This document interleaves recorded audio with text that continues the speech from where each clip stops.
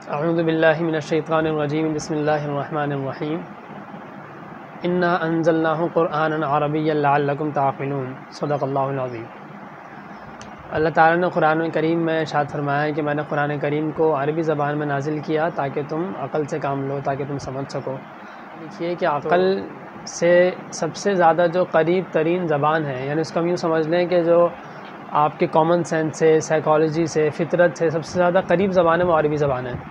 तो अल्लाह ताला ने सबसे जो हमारी तबीयत के करीब ज़बान है, फ़ितरत के करीब ज़बान है, उसका इंतख़ाब फरमाया है अपने कलाम के लिए, अपने आखिरी कलाम के लिए। ठीक है, तो हमने जैसे कि बात की थी कि हम क़ुरान करीम की अरबी सीखेंगे, तो उस हवाले से आज इंशाअल्लाह ताला हम इब्तिदाई कुछ बातें पढ़ लेंगे, सीख लेंगे और उसके बाद फिर इंशाअल्लाह ये सिलसिला चलता रहेगा। वक्तन एक दिन 2 दिन के बाद एक आध क्लास हो जाया करेगी और आहिस्ता आहिस्ता इंशाअल्लाह थोड़े ही दिनों में हम इतनी अरबी सीखने के काबिल हो जाएंगे और इतनी अरबी पढ़ने समझने के काबिल हो जाएंगे कि हमें क़ुरान करीम बराह रास्त समझ आने लगेगा, थोड़ा उसकी बात का असर हमारे दिल पे उतरेगा। क्योंकि क़ुरान करीम अरबी ज़बान में है और अरबी ज़बान से नाआशनाई की वजह से हमें इस किताब से वो फ़ायदे हासिल नहीं होते जो होने चाहिए। इसीलिए अरबी ज़बान सीखना इंतहाई ज़रूरी है। इस पर मैं पहले बात कर चुका हूँ। अभी चूँकि आज पहली क्लास है इसलिए थोड़ी सी बात दोबारा से अर्ज़ करना चाहता हूँ मुख्तसरन। वो ये कि जो हम अरबी ज़बान सीख रहे हैं इसको कुरानी अरबी भी कहा जाता है और इसको आप कह सकते हैं कुरानी अरबी, क्योंकि इसके अंदर अरबी की मुख्तलिफ़ अक़साम है, 3 अक़साम है।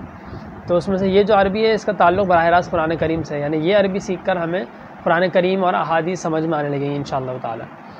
तो इसको सिर्फ ऐसा नहीं सीखें कि हम एक लैंग्वेज सीख रहे हैं, हम एक ज़बान सीख रहे हैं, बल्कि इसको ऐसे सीखें ये कुरान करीम की ज़बान सीख रहे हैं, ताकि हर क्लास में आपको कुरान करीम के साथ जुड़ने की निस्बत अता हो जाए और उस निस्बत की बदौलत इंशाअल्लाह ताला अल्लाह ताला क़यामत के रोज़ अहले कुरान में हमारा शुमार फरमा दे इंशाअल्लाह ताला। कुरान करीम की ज़बान इसको ये जो हम सीखेंगे इंशाअल्लाह ताला, इसमें एक चीज़ ये बहुत ज़्यादा अहमियत दिल में बिठाएं अपनी, और थोड़ी मेहनत करनी पड़ेगी। ऐसा नहीं है कि मैं यहाँ कुछ पढ़ाऊँगा, वीडियो देख लेंगे तो आपको अरबी आ जाएगी, ऐसा नहीं है। आपको थोड़ी सी मेहनत ज़रूर करनी पड़ेगी। जब हम एक अंग्रेज़ी ज़बान, एक ऐसी ज़बान जो जिसका आखिरत से बराह रास्त कोई ताल्लुक़ नहीं है और सिर्फ इसलिए सीखते हैं हम ताकि दुनिया में हम सर्वाइव कर सकें, तो दुनिया की ज़िंदगी तो ज़्यादा से ज़्यादा 100 साल की होगी, इल्ला माशाल्लाह कोई इससे ऊपर जाता है। तो वहाँ तो हज़ारों साल की ज़िंदगी है, बल्कि अनलिमिटेड ज़िंदगी है। तो उस ज़िंदगी के लिए जो ज़बान सीखनी चाहिए हमें, वो तो हमने सीखी नहीं है। तो अगर हमें क़यामत के दिन हमसे सवाल हो जाए कि भाई तुमने अरबी नहीं सीखी, और हम अपना बेवकूफ़ाना जवाब ये दे दें कि हम चूँकि अजम में पैदा हुए थे, अरब में पैदा नहीं हुए थे, हमें अरबी ज़बान नहीं आती थी और पैदा होने में हमारा इख्तियार नहीं था, लिहाजा हम उर्दू ज़बान जानते थे, हम अरबी ज़बान नहीं जानते थे, तो इस बेवकूफ़ाना और अहमकाना जवाब में अगर आगे से ये सवाल हो गया कि चलो ठीक है तुम्हें उर्दू आती थी, अरबी नहीं आती थी क्योंकि तुम अजम में पैदा हुए थे, अरब में पैदा नहीं हुए, तो ये बताओ तुम्हें इंग्लिश कैसे आ गई, इंग्लिश कैसे सीख ली तुमने, अंग्रेज़ी कैसे सीख ली, तो फिर हमारे पास क्या जवाब होगा। और फिर एक और सवाल हो गया कि चलो ठीक है अंग्रेज़ी सीख ली, जितनी भी सीखी अच्छा किया सीख ली, लेकिन क्या जितनी अंग्रेज़ी सीखी उतनी अरबी सीखी थी? जितना तुमने गैरों को और जो उस वक्त दुनिया की एक ताकत बने हुए थे उनको सीखने और उनकी ज़बान सीखने, समझने, पढ़ने के लिए तुमने जितनी मेहनत और जितना वक्त लगाकर वो ज़बान को जितना सीखा, क्या उतना ही मेरे कलाम को समझने के लिए, पढ़ने के लिए, सीखने के लिए वो ज़बान सीखी थी? तो क्या हमारे पास कोई जवाब होगा? तो उस वक्त की शर्मिंदगी और नदामत से बेहतर है कि हम थोड़ी सी मेहनत करें और थोड़ा वक्त निकाल के अरबी ज़बान को सीखें, और मेहनत तो करनी पड़ेगी। ये सारी बात बताने का मकसद ये है कि हम ये अपने दिल में अहमियत बिठाएँ और अहमियत बिठाएँ इस बात की कि ये अरबी ज़बान है और कुरान करीम की ज़बान है और हमें इसको सीखना है।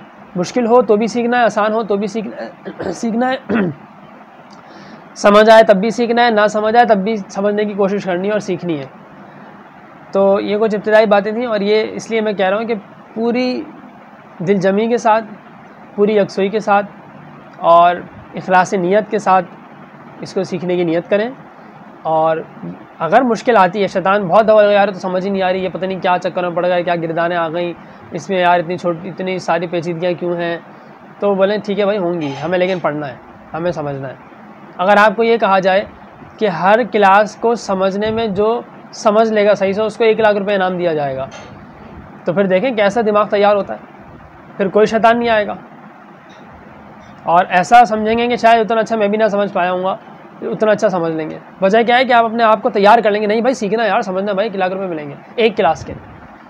तो ये 1 लाख रुपये एक क्लास में कुछ भी नहीं है। जब ये सीख लेंगे तो इस और कुरान करीम समझ लेंगे तो इस एक क्लास की कीमत 1 लाख से कई गुना ज़्यादा होगी। और इंशाअल्लाह ताला हमारे ज़िंदगी में भी फ़ायदा, यानी कि इस दुनियावी ज़िंदगी में भी इस ज़बान का फ़ायदा होगा। और असल तो ये नियत है कि हमारी आखिरत समझ जाए और हमें कुरान करीम समझ में आ जाए। तो अल्लाह ताला से दुआ करते हैं अल्लाह ताला हमारी मदद फरमाए।